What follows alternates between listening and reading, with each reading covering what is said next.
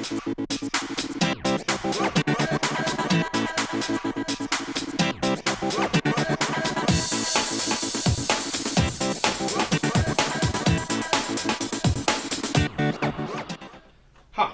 my name's Dan, and in this video we're going to talk about the ClearFlow access points and bridge extenders. So the range is made up of three different parts. You've got the air ceiling access points, of which there are three. You've got the Air 3, which is single band 300 megabits, and then the Air 12 is dual band 1200 megabits, and then the Air Pro is dual band 1750 megabits with a gigabit port. So they're your access points that are mounted on the ceiling, so that's that part of the range.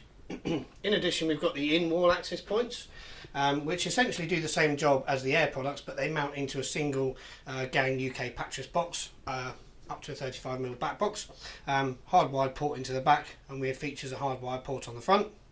These are single band 300 megabits, and then we have a choice between the WAP-U and the WAP-T. The WAP-U features a USB 5V 1A USB charging port, and the WAP-T has a telephone point, which is an in on the back and an out on the front.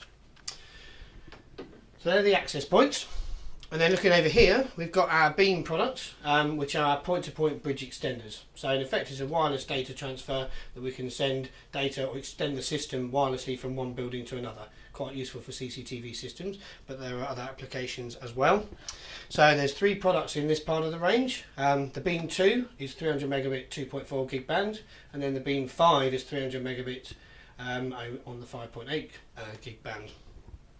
Then you've got the Beam Pro as well, which uses the 5 gig band, but that's up to 900 megabits, again with a gigabit port. It's quite useful for sort of high spec CCTV systems where you need to expand the capabilities of the system.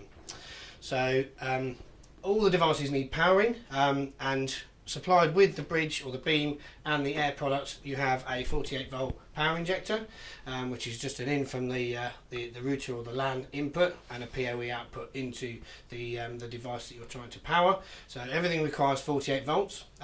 Incidentally, if you do want to use this device with the WAP, then that's a separate purchase. Or you may want to consider powering via another means, such as using an Ethernet switch. So we have a range of switches, which include at the moment a 4-port and an 8-port gigabit PoE switch. So this will handle the delivery of all the data and the powering as well. So that's one way. If you've got a number of access points or devices in the system, then you can obviously use something like that to power the system and deliver the data. Finally, we have our core gateway, which this device does a number of things. You have several ports there for delivering data and PoE, i.e. 48 volt power. It's also a gateway and a central controller for the system as well. So if you've got a larger system or you want to be able to manage it centrally, then you introduce this product into the system, and that basically allows you to control all your radios that are in the system, and also manages the power and all the data as well. So that's a good product to have in the system. So do check out our other videos though.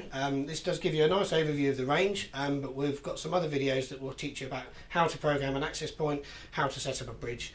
But for more information, do check out our website, which is antiference.co.uk. So thank you.